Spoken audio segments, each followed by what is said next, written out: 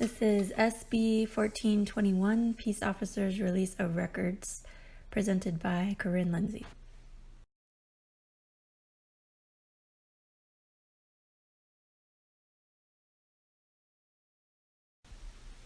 I'm going to give you a little bit of a background on this because this is a brand new addition to the Freedom of Information Act that is very controversial right now.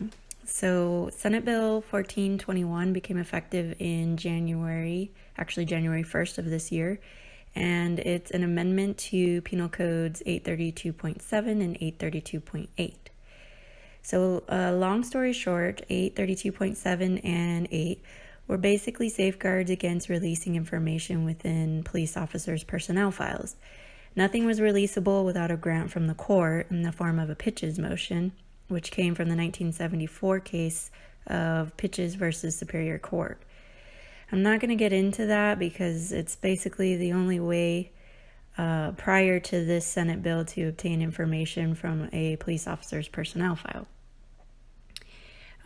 So the wonderful citizens of the state passed SB 1421 because they feel everyone has the right to know the conduct of their police officers. So what is releasable? That is the first controversial point in this bill. According to the following, these are basically the releasable to the public with a simple public records request to the agency.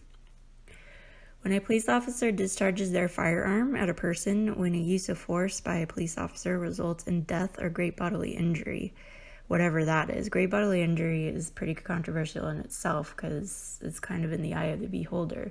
Somebody who gets a broken nose may feel that they've received great bodily injury, and then some may feel that something that makes them land in the hospital for several days is great bodily injury. So jury's still out on that one.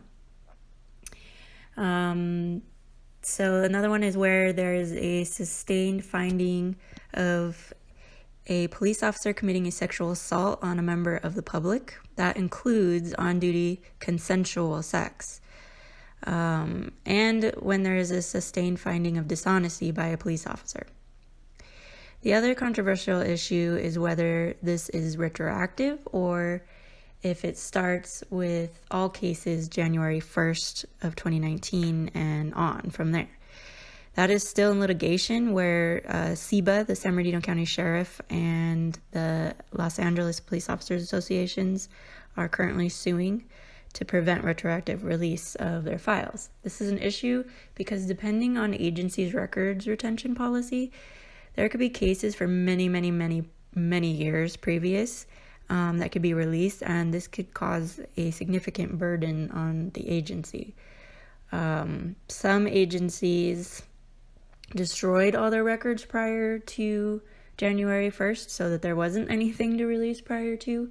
And then some agencies like my own have anywhere from 2 to 5 years of records to produce. That's according to record retention policies.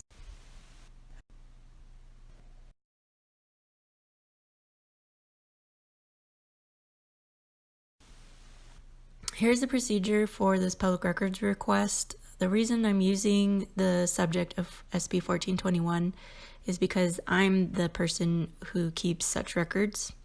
I review the request to see if it meets the following criteria. It can be written or verbal.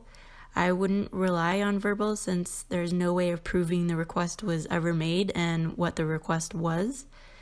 We do not provide a specific form at my agency due to basically the law says that they don't have to use a specific form. So why are we going to go through all the work to provide a form when it's not necessary? It also confuses people who work for the agency that aren't familiar with the law. There is a potential that they could refuse lawful requests, mixing up the fact that they don't have to use that form. So once I receive the request, I review what the request is for. There must be a specific request. This means that, there's those any and all documents from the existence of time until the end of the future. that's not going to suffice. So then I have 10 days to give a response. This doesn't mean that I have to produce all the records within 10 days. This means we have to let them know we received their request and clear up any questions we have about the request, and then give them an approximate timeline of when we'll be able to produce the documents.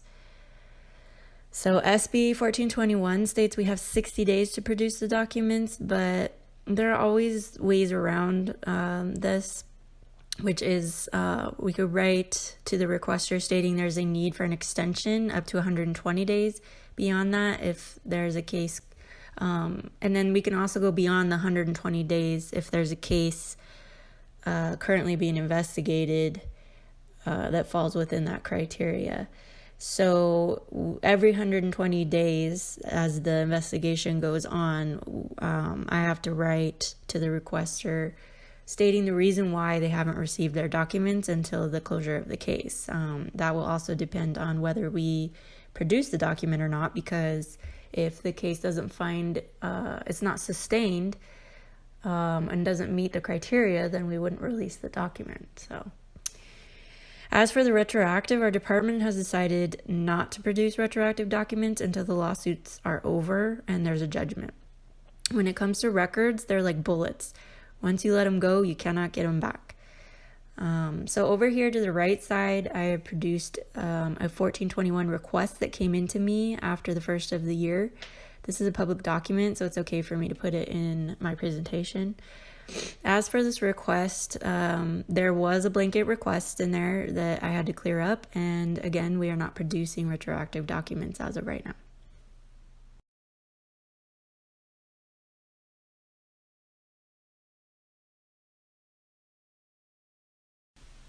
So this is the end of my presentation. I hope I gave you some insight into SB 1421 public records requests, and here are my references. Farewell.